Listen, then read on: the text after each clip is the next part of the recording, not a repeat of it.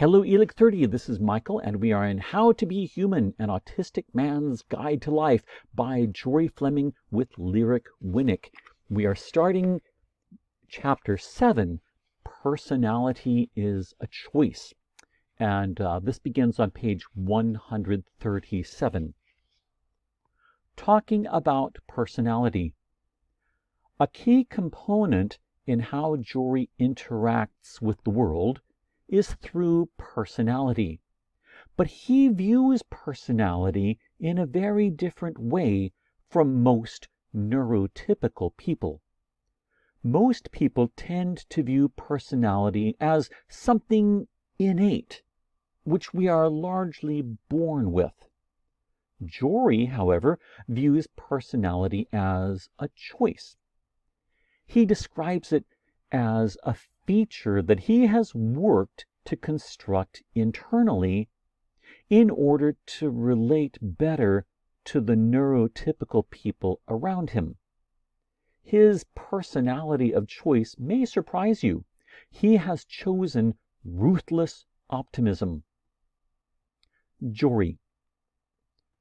For most people, their environment and culture shape the components of their identity in some ways. Things are acting to shape you as you shape the world.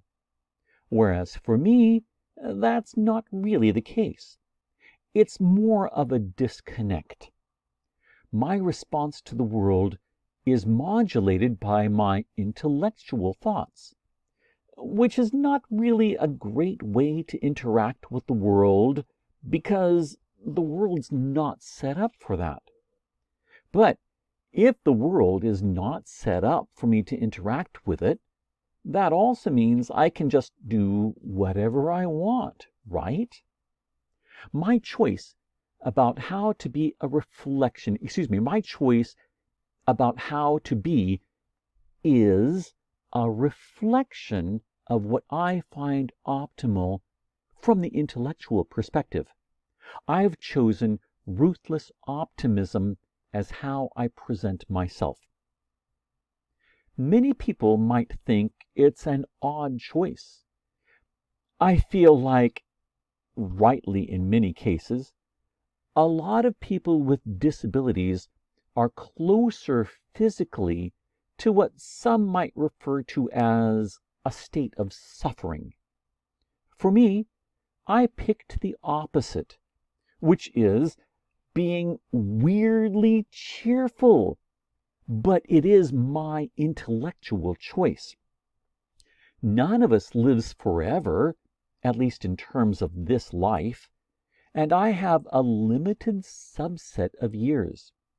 The things I see myself working toward are really well served by ruthless optimism. People will say that I'm very cheerful or I'm very unstressed.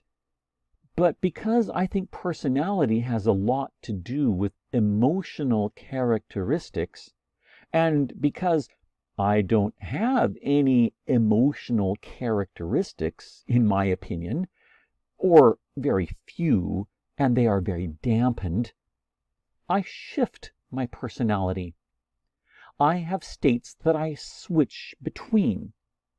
I feel like if I explain it, it always comes off as kind of creepy because it sounds fake. But whereas other people just have a personality, I have to construct one. Okay. Let me read that again. Whereas other people just have a personality, I have to construct one. My default is very dry and unperturbed and intellectual. But if I'm in a group, and especially if I'm with friends, I have a more bubbly, cheerful persona. I probably smile too much as part of that. The way my brain works is to tell my face to keep smiling. I also have kind of a more outgoing side, lame humor, lame puns.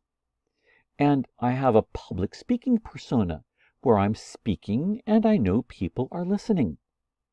It's like I put on different masks, because it's not really me, it's just the mask. Everybody else uses language and personality to communicate. I have to do that to communicate as well. But because I didn't really have a set pattern, I sort of created some, and it works pretty well.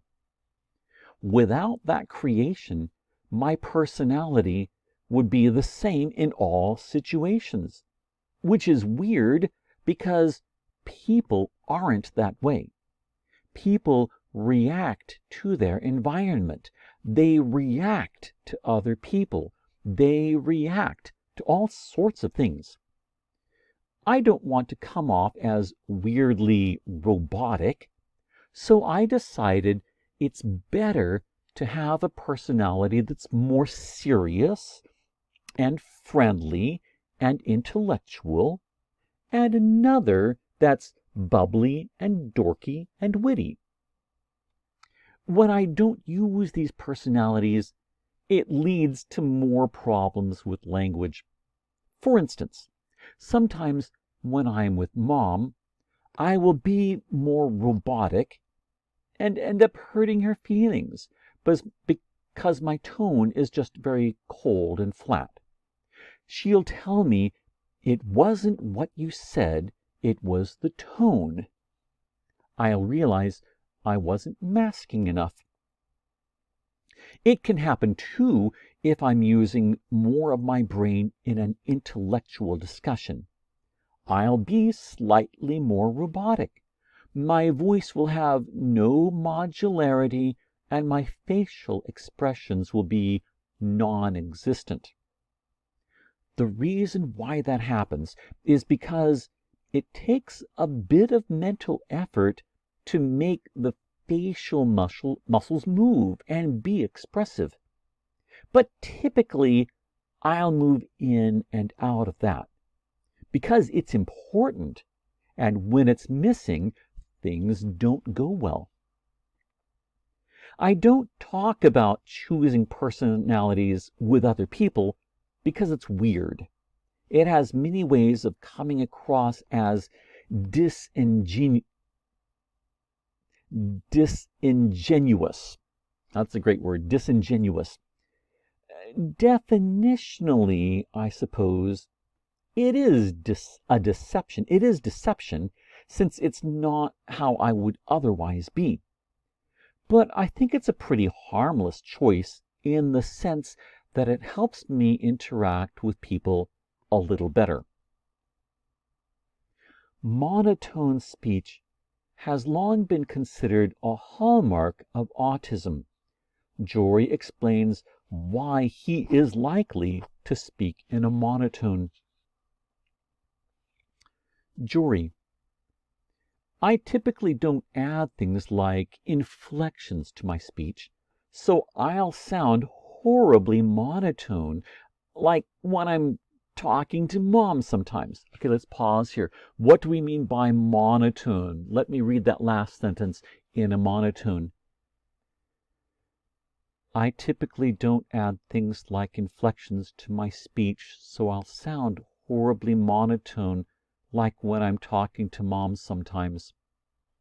Okay, so that was a monotone in conversation. Sometimes our voices go up, sometimes they go down. Sometimes we speak louder for emphasis, and sometimes we don't. That's all part of vocal inflection. If you take all that out, you just have words, and we describe that as a monotone, one tone. Continuing on. In one instance, we were talking, and it didn't come off very well because she assumed I was bulldozing her ideas with my monotone voice, indicating that I didn't consider her ideas to have merit. on a small thing, like the price of something. Okay, pause here. Uh, Bulldozer. What's a bulldozer? A bulldozer, we have another piece of heavy machinery. This is a large machine like a tractor, but it's designed to push things down. It's strong like a bull. That's why it's called a bulldozer. Um, and so he's comparing his communication to that, the way it came across to his mother. Continuing on. I was speaking like a feelingless robot, and it hurt her feelings. But once I explained that it was the end of the day and I didn't have much energy left over, Mom realized why I was speaking that way. I felt bad about not putting in extra effort. That goes back to how we start a conversation. People like to attribute all sorts of actions to autistic behavior. But a lot of times, people are bad at attributing the very few things that are primarily a result of autism.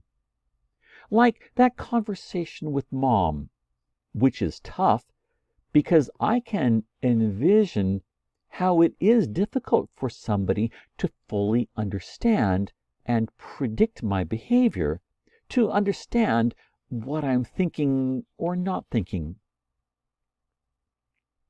Talking about the senses, sight and smell.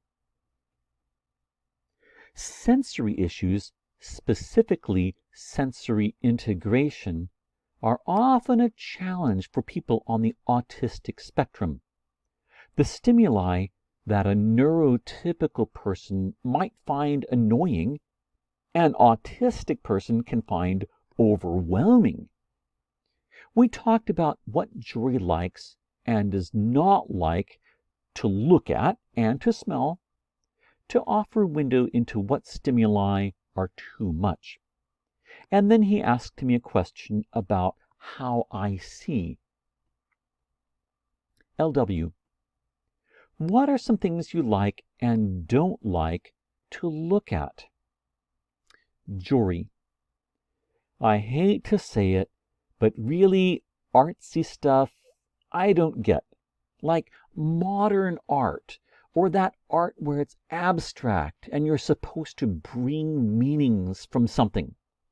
My nephew could probably do that if we gave him some paint. Okay, let's pause there for a moment.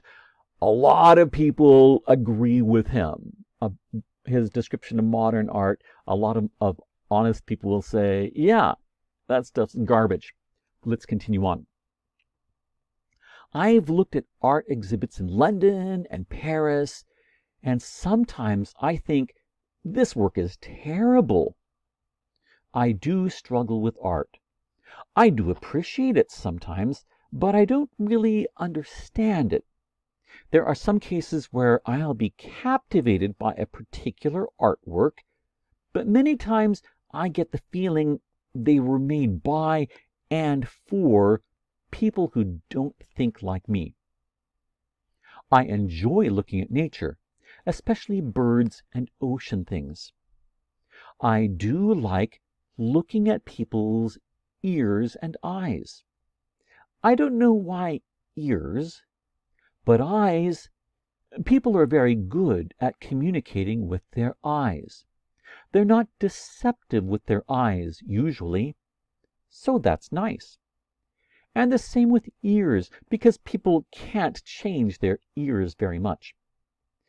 Although it feels really bad to say, but I don't like when people have those funny earrings that make big holes in their ears. I can't ignore it, but it always gets me every time. Pause here. Boy, yes, I agree. You've seen those people that he's talking about. They have these huge things in their ears. Who thought that that was a good idea? Continuing on. for a few seconds, I'm like, oh. And then I'm like, oh, yes, that is a thing people do. And then I laugh at myself, and then it's fine. I don't enjoy looking at aspects of people that are complicating, like fashion or hairstyles or any other personal styling. I like the newspaper, the widths of the columns and the typesetting and so forth. I appreciate that. Those things that somebody paid very specific attention to, but almost nobody else notices. I definitely appreciate the nice way a newspaper looks and how it all fits and so forth. I like looking at sort of odd mechanical things, chains, or those funky MacGyver machines people make and put on the internet and so forth. I find those quite fun to look at. There's the whole subgenre of videos by people who make really long courses for marbles. They're quite entertaining. I like looking at pictures from another continent or stuff in the anthropology museum, like Polynesian canoes. It's really interesting, the shapes and the symbols, the way that it's designed. It feels different looking at it. I don't like looking at crowds or portraits of people. LW. Let's talk about smells that you like and don't like. Jory. Smells that I like. Birds, particularly their downy feathers. It's a very nice smell. I have smelled a baby and generally find babies quite strange and then weird and slightly off-putting. But baby smell is surprisingly pleasant, which is very strange. I feel like I'm being tricked by biology, but whatever, that's fine. I like flower smells, but not replications of flower smells like in soap or shampoo. They never quite get it right, so I put it on the do not like list. But on the like list is actual flowers. It's quite nice to get some flowers and stick them in the kitchen. Sap from Christmas trees. Have you ever smelled that? LW. Yes. Jory. It's a good smell. I think cinnamon smells quite nice for some reason, like among the spices. I also kind of like the smell of garlic in a weird way. How many was that? LW. 6. Can you think of 2 more? Jory. I think sometimes teas smell nice, particularly rooibos tea smells really good. Other teas smell okay, but that one smells really good for some reason. And a plain candle, just a plain beeswax candle. Scented candles can get it right, but sometimes they also get it wrong. It's all those chemical scents. But beeswax candles do smell good. They're not scented, but they do have a smell. And we'll stop there for now.